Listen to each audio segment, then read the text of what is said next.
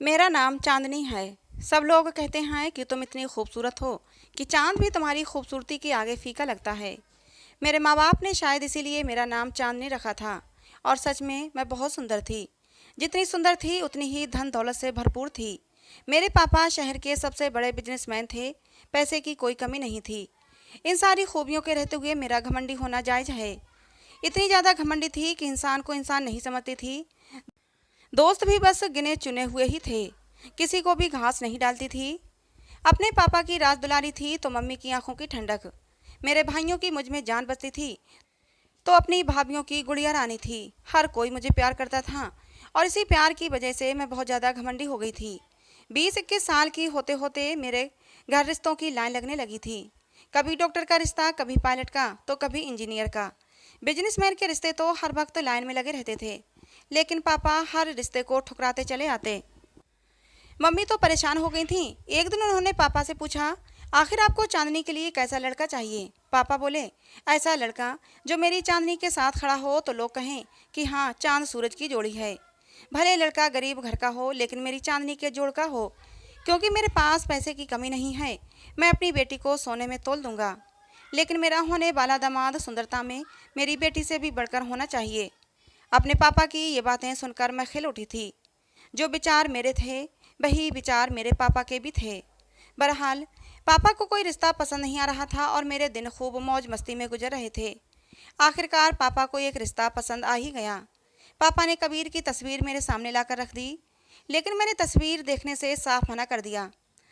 पापा, मुझे आपकी पसंद पर पूरा भरोसा है। मेरी बात सुनकर मेरी माँ और मेरे भाई तो चकरा कर रह गए थे। बोले, चांदनी, तुम सूट खरीदने से पहले भी उसे 3-4 बार ट्राई करती हो। फिर भला अपने होने वाले जीवन साथी की तस्वीर भी क्यों नहीं देखी तुमने? मैंने कहा, मुझे अपने पापा पर पूरा भरोसा है। मेरे पापा ने ऐसे ऐसे रिश्ते ठुकराए हैं। अगर वो रिश्ते हो जाते तो पापा को बिजनेस में फ़ायदा ही फ़ायदा होता। लेकिन फिर भी पापा ने इन रिश्तों को ठुकरा दिया। इतने सारे लड़कों को ठुकराने के बाद पापा ने कोई लड़का पसंद किया है तो अच्छा ही होगा। मेरी बात सुनकर पापा का सर गर्व से ऊंचा हो गया था। चांदनी बेटा, लड़का हमारे जोड़ का नहीं, लेकिन जब वो तुम्हारे साथ खड़ा होगा तो लोग तुम्हें चांद सूरज की जोड़ी कहेंगे। सुख और सुविधा के सामान से मैं अपनी बेटी का घर भर दूंगा और इस तरह लड़के वाले भी मेरी बेटी से दबकर रहेंगे। मेरे पापा ठीक कह रहे थे। अगर मेरे पापा मेरी शादी अपने जैसे किसी अमीर ख़ानदान में कर देते तो वो लोग कहाँ मेरे नखरे उठा पाते। खैर, मेरी शादी की तैयारियां होने लगीं। मेरे पापा ने शादी के लिए खजानों के मुंह खोल दिए थे और मैं एक दिन दुल्हन बनकर कबीर के घर आ गई। कबीर बहुत ही स्मार्ट लड़का था। शादी में जिसने भी देखा तारीफ ही की थी। मुझे अपने पापा की पसंद पर जी भर के प्यार आया। बारात उसी घर में आई थी जो घर मेरे पापा ने मेरे नाम कर दिया था। उसी घर को हमारे रहने के लिए सेट कर दिया गया था। मैं सुहाग की सेज पर बैठी कबीर का इंतजार कर रही थी। कबीर अंदर आया तो मेरे दिल की धड़कनें बढ़ गईं। वो मेरे करीब बैठ गया। कुछ देर मुझे देखता रहा और बोला, चांदनी, मैं तुम्हें पाकर बहुत खुश हूँ। फिर उसने मेरा घूंघट उलट दिया। उसने मेरा घूंघट हटाया ही था कि तभी उसके चेहरे के एक्सप्रेशन बदलने लगे। ऐसा लगा जैसे वो बहुत ज़्यादा तकलीफ में है। वो एकदम से बेड पर गिर गया। कबीर की हालत देखकर मैं बहुत ज़्यादा डर गई और डर की वजह से चीखने लगी। मेरी चीखें सुनकर मेरी सास भागते हुई अंदर कमरे में आई। कबीर की हालत देखकर मेरी सास बहुत ज़्यादा डर गई थी। पापा की दी हुई कार से कबीर को हॉस्पिटल ले जाया गया। डॉक्टर ने कबीर का चेकअप किया और ऐसी खबर सुनाई कि हम सब के सिर पर आसमान गिर पड़ा। डॉक्टर ने कहा कि मरीज को गुजरे तो 15 मिनट गुजर चुके हैं। मेरी सांस चीखती हुई वहीं बेंच पर ढेर हो गई थी और मैं आंखें फाड़े सबको देख रही थी। सब लोग मुझे अजीब सी नज़रों से घूर रहे थे। किसी औरत की आवाज़ मेरे कानों में पड़ी तो मैं सकते में आ गई। वो औरत कह रही थी, हाय, वो देखो मनहूस दुल्हन सुहाग के जोड़े में ही अपने सुहाग को खा गई। और उस दिन मुझे समझ आया कि जबान से निकले हुए शब्द नस्तर से कम नहीं होते। ये किसी का दिल चीर सकते हैं, किसी का भी दिल छलनी कर सकते हैं। जब मेरा दिल छलनी हुआ तो मुझे किसी के कहे हुए शब्द याद आए। उसने मुझसे कहा था कि तुमने मेरा दिल छलनी कर दिया। तब मैंने उसका कितना मजाक उड़ाया था। मैं चांदनी, जिसे लोग हुस्न की शहजादी कहते हैं, मैंने उस वक्त एक छोटे कद, मोटे पेट वाले और काले आशिक का मजाक उड़ाया था। इतनी देर में मेरे मम्मी पापा पूरी फैमिली के साथ हॉस्पिटल पहुंच चुके थे। पापा के सीने से लगकर मैं बिलक बिलक कर रोई थी। पापा ने मुझे बहुत हिम्मत दी थी कबीर की बॉडी को घर ले जाया गया। सब घर वाले शोक मना रहे थे। मैंने 4 लाख का सुहाग का जोड़ा उतार कर एक सफ़ेद रंग का सूट पहन लिया। कबीर के अंतिम संस्कार के बाद मेरे पापा मुझे घर ले गए। इस हादसे से मैं बहुत ज़्यादा डिप्रेशन में आ चुकी थी। मैंने लोगों से मिलना जुलना बंद कर दिया था। पापा ने अपनी तरफ से लोगों को समझा दिया था कि चांदनी इस हादसे से बहुत ज़्यादा डिप्रेशन में जा चुकी है, इसीलिए हम उसे फोर्स नहीं करते कि वो लोगों से मिले जुले। धीरे धीरे वो खुद ही नॉर्मल हो जाएगी। और फिर मैं धीरे धीरे खुद ही नॉर्मल होने लगी थी। और फिर एक बार फिर से मेरे रिश्ते आने शुरू हो गए। शायद मेरी खूबसूरती की वजह से या फिर पापा के पैसे की वजह से रिश्तों की फिर से लाइन लगने लगी थी। लेकिन पापा को इस बार भी फिर से कोई लड़का पसंद नहीं आ रहा था। एक बार पापा बड़े चहकते हुए मेरे पास आए। कहने लगे, चांदनी बेटा, आज मैं बहुत खुश हूँ। तुम्हारी सास शकुंतला जी आई थीं। वो फिर से तुम्हें अपनी बहू बनाना चाहती हैं। उनके 4 बेटे हैं। वो अपने दूसरे नंबर के बेटे के साथ तुम्हारी शादी करना चाहती हैं। संजू भी अपने भाई कबीर की तरह बहुत हैंडसम लड़का है, पढ़ा लिखा है। हमें और क्या चाहिए? बताओ चांदनी, तुम्हारी क्या राय है? मैंने कहा, पापा, जो आप सही समझें वो करें। मुझे आपके फैसले पर पूरा भरोसा है। पापा मेरे सर पर हाथ फेर कर चले गए। फिर 2-3 दिन में ही बहुत ही सादगी के साथ संजू से मेरी शादी हो गई। शादी में मैंने संजू को देखा था। बहुत ही खूबसूरत स्मार्ट लड़का था। संजू को लेकर मैं फिर से सपने सजाने लगी और एक बार फिर से मैं विदा होकर उसी घर में आ गई जहाँ पहले आई थी। उसी कमरे में बैठी मैं सुहाग की सेज पर संजू का इंतजार कर रही थी। थोड़ी ही देर में संजू कमरे में आया और मेरे सामने बैठ गया। मेरे दिल की धड़कन बढ़ चुकी थी। तभी संजू ने मेरा घूंघट हटा दिया और कुछ देर तक मुझे देखता रहा। फिर अचानक चीख मारकर पीछे की तरफ लुढ़क गया। संजू को इस तरह लुढ़कते हुए देखकर मेरी चीख निकल गई। मेरी सास जल्दी से कमरे में आई और संजू की ये हालत देखकर अपनी छाती पीटने लगी। संजू को हॉस्पिटल लेकर भागे। डॉक्टर ने हम लोगों से दुआ करने के लिए कहा। डॉक्टर ने कहा कि मरीज की हालत बहुत ज़्यादा ख़राब है। मैंने पहली बार भगवान से कुछ मांगा। इससे पहले तो मुझे भगवान से कुछ मांगने की ज़रूरत ही नहीं पड़ी थी। हर चीज़ बिना मांगे मिल जाती थी। मैंने रो रो कर संजू की ज़िंदगी की भीख मांगी थी भगवान से। आधे घंटे के बाद डॉक्टर कमरे से बाहर आया तो मैं सबसे पहले भागती हुई डॉक्टर के पास गई और बहुत ही उम्मीद भरी नज़रों से डॉक्टर को देखने लगी। लेकिन डॉक्टर ने ना में सिर हिला दिया। डॉक्टर ने कहा, हम मरीज को बचा नहीं सके। इतना सुनते ही मैं एक तरफ को लुढ़क गई। मेरे सास की चीखों से पूरा हॉस्पिटल गूंज रहा था। थोड़ी देर बाद हम संजू की बॉडी को भी घर ले आए। सब लोगों की ज़बान पर एक ही शब्द था, मनहूस दुल्हन।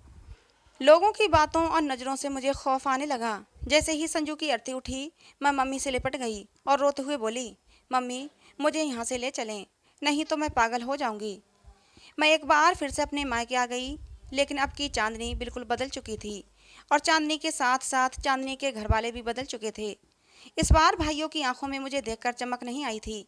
भाभी अपने बच्चों को मेरे पास नहीं आने देती थीं। एक बार मेरे भतीजे ने मुझसे कहा, बुआ, क्या आप मनहूस हैं? मेरी मम्मी कहती हैं कि मैं आपके पास न जाया करूं, आपकी मनहूसियत मुझे भी लग जाएगी। मेरी आंखों में आंसू आ गए। मैंने हाँ में सिर हिला दिया। कहा, हाँ बच्चे, मैं मनहूस हूँ, तुम मेरे पास मत आया करो। जो भी मेरे पास आता है वो तबाह हो जाता है और मैं नहीं चाहती कि मेरी मनहूसियत मेरे घर वालों को लगे। मैं अपने कमरे में बंद हो गई। ज़्यादातर समय कमरे में ही बीता। बहुत कम ना के बराबर कमरे के बाहर निकलती थी। आज से 3 साल पहले हुआ हादसा मुझे याद आ गया। उस दिन मैं अपने दोस्तों के साथ एक पार्क में टहलने गई थी। मेरी आदत थी, रोज़ शाम को मैं अपने दोस्तों के साथ पार्क में ज़रूर जाती थी। एक दिन एक सांवला सा लड़का मेरे पास आ गया। सांवला सा रंग था, निकली हुई तोंद और बहुत ही छोटे कद का लड़का था। मेरे पास आया और मुस्कुराते हुए कहने लगा, चांदनी जी, मेरा नाम विशाल है। मैं रोज़ आपको यहाँ देखता हूँ और मुझे आपसे मोहब्बत हो गई है। इतनी मोहब्बत कि अगर आप मुझे ना मिली तो मैं मर जाऊँगा। प्लीज़ मेरी मोहब्बत को स्वीकार कर लें। मैं जल्द ही आपके घर अपना रिश्ता लेकर आऊँगा। उस लड़के की बात सुनकर मैं और मेरी सहेलियाँ हंसने लगे थे। मैंने उस लड़के से कहा, अपनी शक्ल देखी है कभी आईने में? शायद नहीं देखी, तभी तुम्हारी ये बात कहने की हिम्मत हुई है। खुद को देखा है? मैं तो कभी तुम्हें अपने घर का चपरासी भी नहीं बनाऊं और तुम मेरे जीवन साथी बनने की सोच रहे हो। तुम्हारी शक्ल देखकर ही मुझे उल्टी करने का मन कर रहा है और तुम सोच रहे हो कि मैं तुमसे शादी कर लूं। मैं तो तुम्हें देखकर ही सोच रही हूं कि रात ज़्यादा काली है या फिर तुम। इतना कहते ही मैं फिर से ज़ोर ज़ोर से हंसने लगी थी। मेरी सहेलियां भी हंस रही थीं। हम लोगों के हंसने से उसकी आंखों में आंसू आ गए थे। आंखों में आंसू भरे हुए बोला, तुम्हारी बातों ने मेरा दिल छलनी कर दिया है। मैं इसी छलनी दिल से तुम्हें श्राप देता हूँ कि तुम कभी जीवन में सुखी नहीं रहोगी। तुम अपनों के होते हुए भी इस भरी दुनिया में अकेली रहोगी। तुम हर जगह से धुतकारी जाओगी। तब तुम ये सोचने पर मजबूर हो जाओगी कि रात ज़्यादा काली है या फिर तुम्हारा नसीब। विशाल मुझे श्राप देकर जा चुका था और मैं वहीं जमी खड़ी रह गई थी।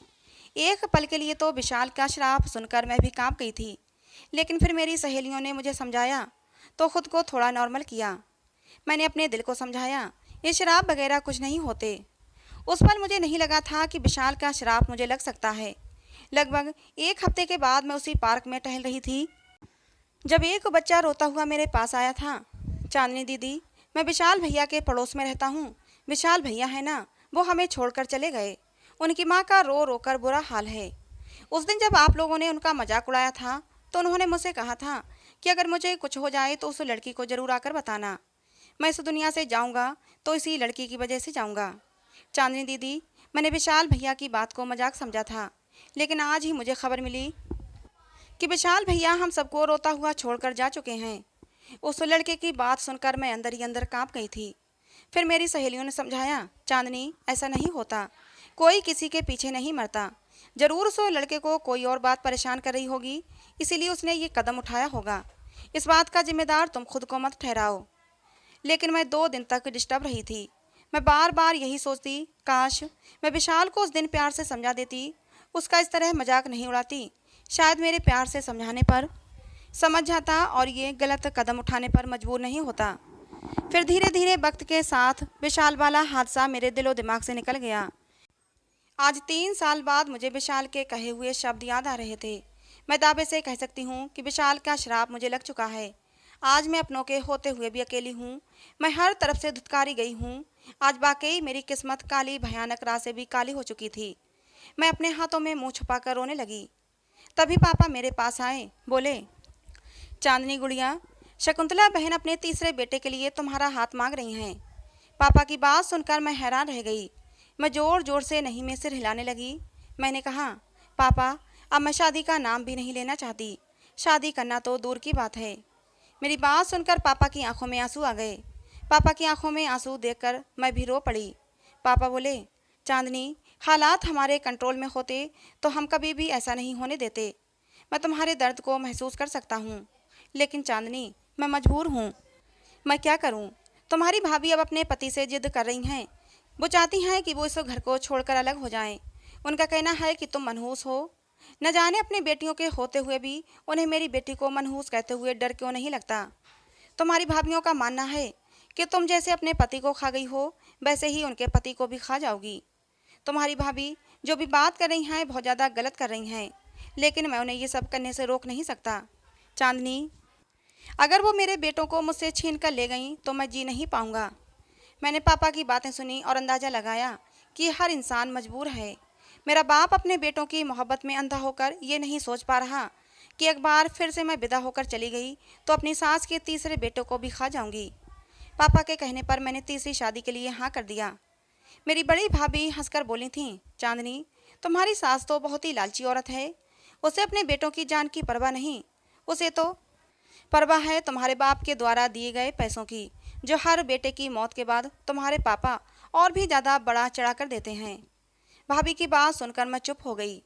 तीसरी शादी मैंने बहुत डरते डरते की और शादी की पहली रात में वही हुआ जो मैं पहले से जानती थी। मैं तीसरी बार भी विधवा हो गई थी।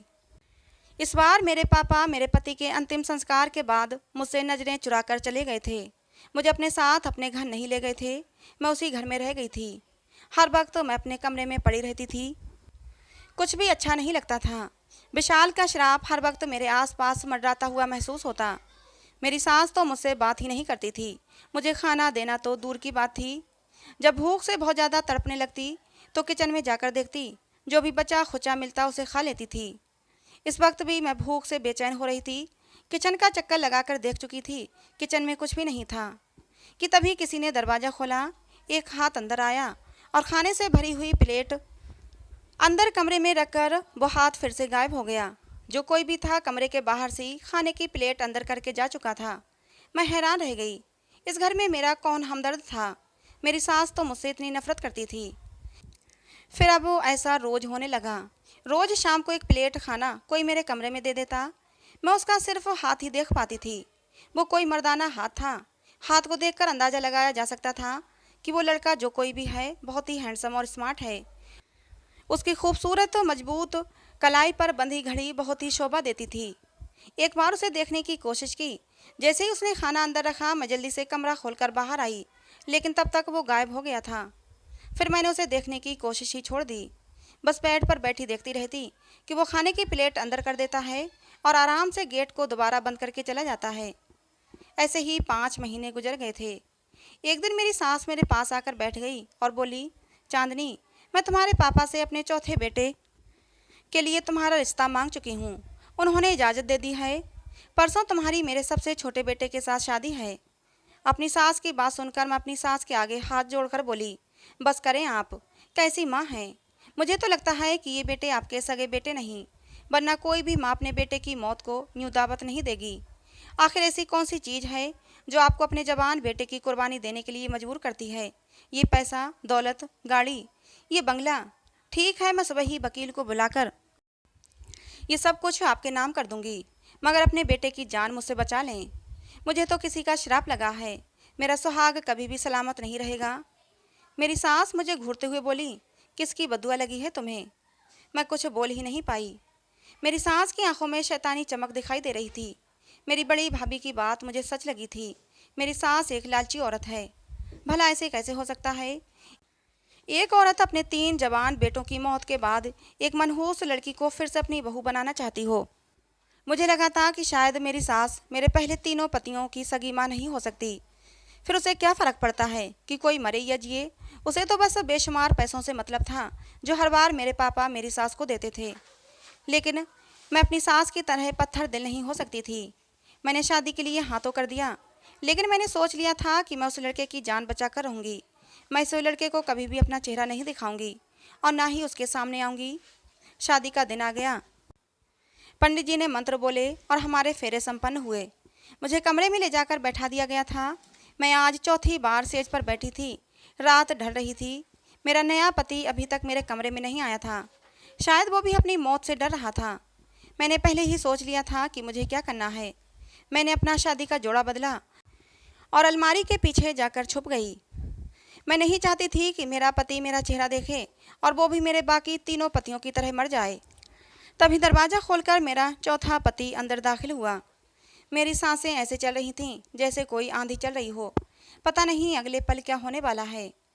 मैंने अपने दिल ही दिल में न जाने कितनी दुआएं मांग डालीं। अचानक मुझे अपने पति की ज़ोर ज़ोर से बोलने की आवाज़ आई। वो बोला, अम्मा, मेरी दुल्हन कहाँ है। कहीं मेरी दुल्हन को तूने भगा तो नहीं दिया। मेरी सास के भी आवाज़ें आने लगी थीं। वो काफ़ी बौखलाई हुई थीं। यहीं पर तो बैठा कर गई थी मैं अपने राज दुलारे की पत्नी को। मिल जाएगी, यहीं होगी। थोड़ी ही देर में कमरे में और भी लोग आ गए थे। मुझे कमरे में कुछ और लड़कों की आवाज़ें आ रही थीं। तभी मेरी सास बोली, कबीर, तुमने देखा है चांदनी को। नहीं आंटी, मैंने तो नहीं देखा। कबीर? कबीर तो मेरे पहले पति का नाम था। मैंने जल्दी से अलमारी की ओर से झांक कर देखा तो मेरी आंखें फटी की फटी रह गईं। मेरे तीनों पति जो मर चुके थे वो सही सलामत मेरे सामने खड़े थे। तभी मेरी सास मेरे पति के आगे से हटी तो उसको देखकर लगा कि मैं अब सांस नहीं ले पाऊंगी। वो विशाल था, वही विशाल जो 3 साल पहले मेरी खातिर दुनिया से चला गया था। मुझे तो ऐसा लग रहा था कि जैसे मैं शमशान घाट में पहुंच गई हूँ और जहाँ पर सारे मुर्दे जिंदा कर दिए गए हैं। मैं डर से कांपने लगी थी। विशाल के चेहरे को देखकर मुझे कोई पागल दीवाना लग रहा था। उसकी बातों से मुझे बहुत ज़्यादा डर महसूस हो रहा था। वो बोला, अम्मा, एक बार वो चिड़िया मेरे हाथ लग जाए, उसके पर काट कर मैं उसको हमेशा के लिए इस घर में कैद कर दूंगा। उसका है ही कौन। खूनी रिश्ते तो उसको अछूत समझने लगे हैं। अब वो सारी ज़िंदगी मेरी गुलाम बनकर रहेगी। मुझे ठुकराया था ना उसने, अब मैं उसको बताऊंगा ठुकराए जाने का दर्द क्या होता है। उसे इतना तड़पाऊंगा कि वो रो रो कर मुझसे दया की भीख मांगेगी। ये बोलते बोलते विशाल का सांवला चेहरा और भी ज़्यादा काला भयानक हो गया था। उसके चेहरे से शैतानियत टपक रही थी। विशाल की भयानक हंसी पूरे कमरे में गूंज रही थी और मैं डर से थर थर काँप रही थी। मेरी सास ने कहा, कबीर, तुम कमरे में इधर उधर देखो, तब तक हम बाहर जाकर देखते हैं। जरूर यहीं कहीं होगी। इतना कहकर मेरी सास सबको अपने साथ लेकर चली गई। कमरे में मेरा पहला पति कबीर बचा था, जो मुझे इधर उधर ढूंढ रहा था। मैंने जोर से अपनी आंखों को बंद कर लिया था और भगवान से दिल ही दिल में दुआ मांग रही थी कि हे भगवान, मुझे इन दरिंदों से बचा ले। तभी एक हाथ ने मेरी कलाई पकड़ी। मैंने डर के मारे आंखें खोलीं, लेकिन मैं हैरत से उछल पड़ी। मेरी कलाई पकड़ने वाला वही हाथ था जो रोज़ मुझे खाना देने आता था। उसके हाथ पर बंधी घड़ी से मैंने उसे पहचान लिया था। ये वही हाथ है। जब मैंने उस इंसान के चेहरे को देखा तो मैं हक्का बक्का रह गई। वो तो कबीर था। मैं भी कुछ कहने ही वाली थी कि तभी कबीर ने मेरे मुंह पर अपना हाथ रख दिया और बोला, कुछ भी मत बोलना, चुपचाप खड़ी रहो। अगर इन लोगों को जरा भी शक हो गया कि तुम अंदर कमरे में हो तो ये लोग तुम्हारे साथ बहुत बुरा सलूक करेंगे। आराम से यहीं पर छुपी रहो। मैं बाहर जाकर सबको कहता हूँ कि चांदनी कमरे में नहीं है, लेकिन खबरदार जो कमरे से भागने की या कुछ भी उल्टा सीधा करने की कोशिश की। मैं अभी थोड़ी देर में वापस आता हूँ। मैंने आंखों ही आंखों में उसे चुप रहने की रजामंदी दे दी तो उसने मेरे मुंह से अपना हाथ हटाया। कबीर बाहर चला गया और बाहर सबसे कह दिया कि चांदनी कमरे में नहीं है। मैं चुपचाप अलमारी के पीछे छुपी खड़ी रही थी। कुछ भी समझ में नहीं आ रहा था ये सब क्या है। इतना तो मैं समझ गई थी कि विशाल ने मुझे पाने के लिए ये सब कुछ किया है। विशाल इतना गिरा हुआ इंसान भी हो सकता है, कभी सोचा नहीं था। खड़े खड़े मेरे पैर दुखने लगे थे, लेकिन कबीर अभी तक अंदर नहीं आया था। मेरे पास कोई दूसरा चारा नहीं था सिवाय कबीर का इंतजार करने के। कबीर की बातों से लग रहा था कि वही मुझे यहाँ से निकाल सकता है। बहुत देर बाद कबीर आया था। उसने मुझे लाकर बेड पर बिठाया, मुझे पानी पिलाया। कहने लगा, वो लोग तुम्हें ढूंढ ढूंढ कर थक हार कर सोने के लिए लेट चुके हैं। उन्हें लगता है कि तुम अपने माँ बाप के घर गई होगी, लेकिन तुम्हारे माँ बाप भी समझते हैं, इसलिए वो सुबह तक तुम्हें घर वापस भेज देंगे। इसलिए वो लोग इत्मीनान से सो चुके हैं। चांदनी, तुम्हारी सिर्फ एक बार शादी हुई है। पहले की तीनों शादियां बस एक ड्रामा थीं। आखिरी वाली शादी विशाल के साथ हुई है और ये शादी हकीकत में हुई है। 3 साल पहले जब तुमने विशाल को ठुकरा दिया था तो विशाल जख्मी शेर बन गया था। उसने तुम्हें पाना अपनी जिद बना लिया, लेकिन तुम्हें पाना बहुत मुश्किल था। विशाल जैसे क्रूप लड़के के साथ तुम्हारे माँ बाप कभी भी तुम्हारी शादी नहीं करते। और फिर उसने तुम्हें हासिल करने के लिए एक प्लान बनाया। उसमें उसने अपने तीनों दोस्तों को शामिल कर लिया। इस प्लान में विशाल की माँ, शादी कराने वाला पंडित और वो डॉक्टर भी मौजूद था। तुम्हारे पापा इतना पैसा दे देते थे कि किसी का भी मुंह बंद करने के लिए काफ़ी होता था। पंडित को पैसे देकर शादी के गलत मंत्र पढ़वाए थे। डॉक्टर को पैसे देकर ये कहलवाया गया था कि मरीज मर चुका है। तुम्हारी पहली शादी का नाटक मेरे साथ हुआ था। फिर एक के बाद एक तुम्हारी 3 शादियां होती चली गईं और तुम्हारा पति मरता चला गया। इस सब के पीछे एक ही वजह थी कि तुम मनहूस करार दे दी जाओ, जैसे कि तुम्हारे माता पिता तुमसे पीछा छुड़ा लें। और फिर जब विशाल की माँ ने विशाल का रिश्ता तुम्हारे लिए मांगा तो विशाल के भद्देपन के बावजूद भी तुम्हारे माँ बाप इस रिश्ते के लिए इनकार न कर सके। और विशाल यही तो चाहता था, क्योंकि पहले तो तुम्हारे पापा बिल्कुल भी विशाल के रिश्ते के लिए राजी नहीं होते। पहले मैं भी विशाल के साथ था, लेकिन धीरे धीरे मुझे एहसास होने लगा कि तुम्हारे साथ गलत हो रहा है। तुम्हारे माँ बाप ने तुम्हें त्याग दिया, सब तुम्हें मनहूस कहने लगे। ये देखकर मुझे बहुत दुख होता था कि तुम्हारे साथ ये सब करने में मैं भी शामिल हूँ। विशाल की माँ तुम्हें भूखा रखती थी। जब ये बात मुझे पता चली तो रात को मैं होटल से खाना पैक करवा कर लाता था और तुम्हारे कमरे में रख देता था। मैं हैरत से कबीर की बातों को सुन रही थी। मेरी आंखों से आंसू बह रहे थे। बेसाख्ता मैंने अपना सिर कबीर के कंधे से टिका दिया और फूट फूट कर रोने लगी। जो कुछ भी हुआ उसमें मैं भी कसूरवार थी। मुझे विशाल के साथ वो गलत रवैया नहीं अपनाना चाहिए था। मैं चाहती तो उसे प्यार से समझा देती, शायद वो मान जाता, लेकिन मेरे बुरी तरह धुतकारने पर ही विशाल ने ये कदम उठाया था। कबीर ने मेरे आंसू साफ किए और कहा, चांदनी, मुझे माफ़ कर दो। तुम्हें इस हालत तक पहुंचाने में मैं भी बराबर का जिम्मेदार हूँ। मैंने कबीर को माफ़ कर दिया। भले ही कबीर ने गलत किया था, लेकिन अब तक वो मेरी मदद ही कर रहा था। 4:30 बज चुके थे। सुबह होने में कुछ ही देर थी। विशाल ने मेरा हाथ पकड़ा और कहा, हमें इसी वक्त यहाँ से निकलना होगा। अगर विशाल ने तुमको पा लिया तो वो हमेशा हमेशा के लिए तुम्हें इसी घर में कैद कर लेगा। कबीर की बात सुनकर मैं जल्दी से उठ खड़ी हुई और हम दोनों बाहर आ गए। पूरे घर में सन्नाटा था। सब लोग अभी तक सो रहे थे। मैं और कबीर जल्दी से मेन गेट पार कर गए। कबीर मुझे मेरे घर के गेट पर छोड़कर चला गया था। मैं अंदर गई। सब लोग मुझे इस समय देखकर हैरान थे, लेकिन फिर मैंने पापा को सारी सूरत हाल बताई। मेरी बात सुनकर पापा को बहुत गुस्सा आ गया था। सब ने मुझे बारी बारी से रोते हुए गले लगाया। मेरी भाभीयों ने भी मुझसे माफ़ी मांगी थी। सुबह होते ही पापा पुलिस के पास गए और पुलिस को लेकर विशाल के घर पहुंच गए। फिर विशाल को और उसकी मां को गिरफ्तार कर लिया गया। कबीर ने इस पूरी घटना की गवाही दी थी। जो लोग भी इस साजिश में शामिल थे, सबको गिरफ्तार किया गया। कबीर को भी पुलिस ने गिरफ्तार किया था, लेकिन कबीर ने पुलिस का साथ दिया था और मुझे भी उन लोगों से बचाया था, इसलिए कबीर को पुलिस ने जल्दी ही छोड़ दिया। मेरे पापा ने विशाल से मुझे तलाक दिलवा दी थी। अब मैं अपने माँ बाप के घर में हूँ। सब लोग मुझसे पहले की तरह प्यार करते हैं, लेकिन मेरे अंदर एक बहुत बड़ा बदलाव आ गया है। मैं अब बहुत खामोश रहती हूँ, बहुत कम बोलती हूँ। इस घटना को 1 महीना बीत गया कि मेरे पापा मेरे पास आए और कहने लगे, चांदनी बेटा, तुम्हारे लिए एक रिश्ता है। मैं गुस्से से फट पड़ी। नहीं करनी मुझे शादी। विश्वास उठ गया है मेरा शादी के नाम से। मेरी बात सुनकर मेरे पापा मेरे सामने हाथ जोड़कर बैठ गए। चांदनी, हम सब शर्मिंदा हैं। तेरी इस हालत के कहीं ना कहीं हम भी जिम्मेदार हैं, लेकिन जो हमने गलती की है उसे सुधारने का एक मौका तो दे दे। लड़के की माँ रिश्ता लेकर आई थी। लड़का पढ़ा लिखा है, समझदार है। लड़के की माँ का कहना है कि मेरा बेटा सबसे पहले आपकी बेटी से मिलना चाहता है, उसके बाद ही इस रिश्ते को आगे बढ़ाना चाहता है। चांदनी, अब तक हमने लड़के को नहीं देखा। अगर तेरी हाँ है तभी मैं उस लड़के से मिलना चाहूँगा। पापा के जुड़े हुए हाथ और आंखों में आंसू देखकर मैंने हथियार डाल दिए। अगले ही दिन लड़का मुझसे मिलने आ चुका था। मैं अपने कमरे में थी जब वो दरवाज़ा खोलकर अंदर कमरे में आ गया, लेकिन उस लड़के को देखते ही मुझे अपनी आंखों पर विश्वास नहीं आया। वो लड़का तो कबीर था। कबीर, तुम? क्या तुम वो लड़के हो जो मुझसे शादी करना चाहते हो? हाँ चांदनी, मैं तुमसे शादी करना चाहता हूँ। प्यार कर बैठा हूँ तुमसे। अब तुम्हारे बगैर जीने से भी डर लगता है, लेकिन एक बार मैं तुम्हारी सहमति लेना चाहता हूँ। तुम्हारी हाँ के बिना मैं ये शादी नहीं करूँगा। हमेशा हमेशा के लिए तुम्हारा प्यार अपने सीने में दफन कर लूँगा। बोलो चांदनी, क्या तुम मुझसे शादी करने के लिए तैयार हो? कबीर की बात सुनकर मेरी आंखों में आंसू आ गए। अब तक कबीर ने मेरा जितना भी साथ दिया था, उसे ये तो साफ जाहिर था कि कबीर एक अच्छा इंसान है।